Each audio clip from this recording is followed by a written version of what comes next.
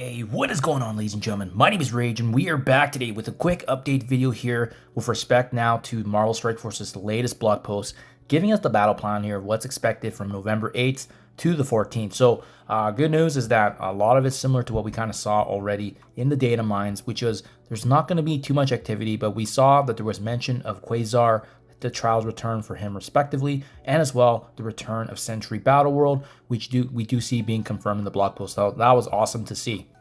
Let's start talking about some of the events that are coming up here. In the daily strike passes here, as you know, there's still a few days remaining for this purple ISO 8 one, but it looks like this one's actually going to be shifting over to a Scorpion strike pass. So there's going to be some shards of him to be had. Obviously, you can farm his shards in the sigil as well as the antimatter store while it still remains, but it's nice that we're going to be getting some additional shards of him, especially him being part of Insidious and being needed for raids every day. They did say that they're going to be confirming the ongoing activity here for Raid Warzone. So if you recall, the Raid Warzone is essentially utilizing your characters and teams in Raid and War through your alliance. So this has been very, very easy and free to play friendly, especially. But obviously, you get more points if you have attacks with Brimstone and them at 5 stars and above. But yeah, this has been nice because if you've been able to capitalize on the majority of these milestones, there has been roughly 25 shards of Living Mummy every time that you've been able to fully complete with your alliance. So this is ongoing. This is going to repeat once again starting on November 10th. So that's awesome to see right there. And that's also the same day that we actually have the Scorpion Strike Pass being reset in addition to Quasar joining, guys. Quasar is an awesome legendary character, guys.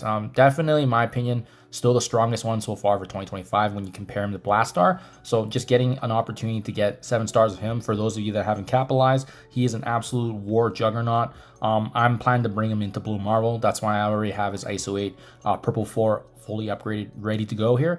And as well, I actually had him utilized in Age of X, so just tons of value to be had for Quasar. A very, very powerful legendary character that we can take advantage of, and there's just a lot of synergy with him. And don't forget, with Age of Annihilus coming out in just a few months here, remaining for his release early March 2026, typically when those Age chapters wrap up, respectively Quasar, Blastar, and Thunderstrike, they're all going to have value because they'll be formulating a new team next to Annihilus. So just something to be on the lookout for there. You don't have to build them up necessarily now, but just know that later on they are going to be part of an even more powerful meta that's going to be changing the game here in just a few months. Honestly, it's going to be the landscape will be very different in just a few months. So that's definitely something to be excited for. I do want to point this out too, ladies and gentlemen. So we were wondering for the longest time when Hellcat was going to be joining the Sigil store, and now we get that confirmation here as well. Because remember, ever since they revised this a few weeks back, typically when you have a new character added into the game, it takes roughly 3 weeks.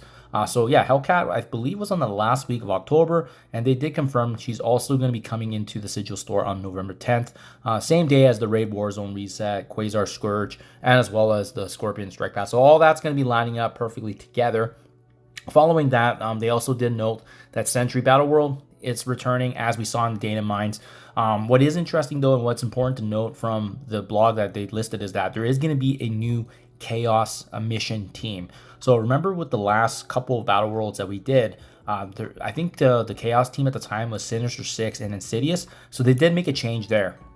It is now going forward, and the nice thing was they confirmed that this is going to be effectively for the month of November and December. So there won't likely be any changes. Maybe they'll plus minus some things, but it looks like Immortal Weapons, they're going to be a heavy favorite here. Immortal Weapons will be allowed to be partaking in this Chaos mission. Obviously, they're not available yet, so we won't be able to utilize them just yet until the release here. But Immortal Weapons will be the feature team.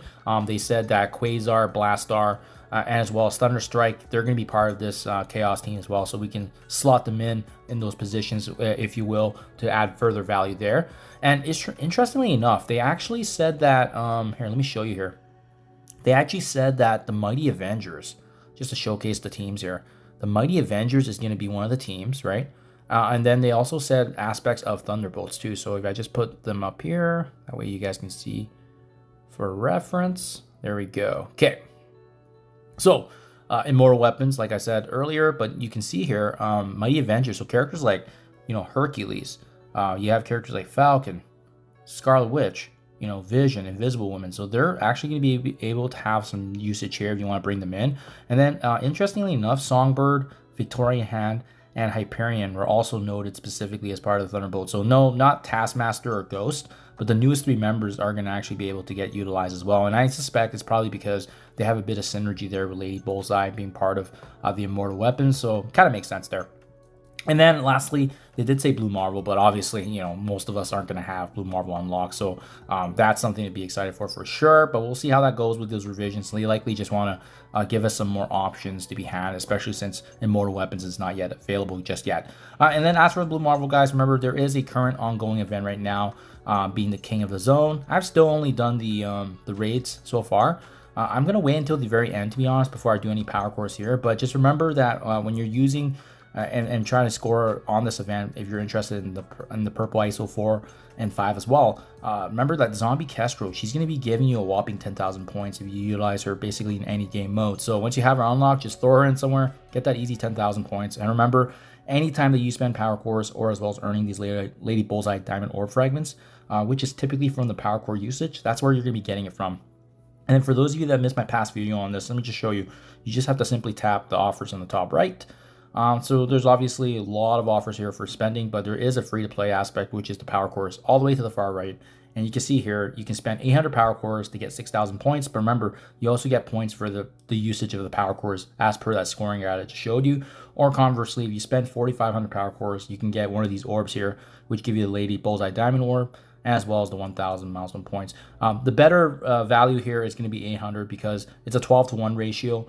Whereas I believe the one to the right, first of all, you need a lot of cores for that. And secondly, it only gives you, I think, a 7 or 8-to-1 ratio. So regardless, it's just way better just to do the pure points conversion. Not great because you don't get anything at the end of the day, but if you're hunting for purple 4 and 5, just like myself here, that's kind of what I'm gunning for. So hoping to land in that top 3K, top 3,500 mark by the time this event's said and done. That'll be a nice little boost up there for the purple 4 and purple 5. There you guys have it.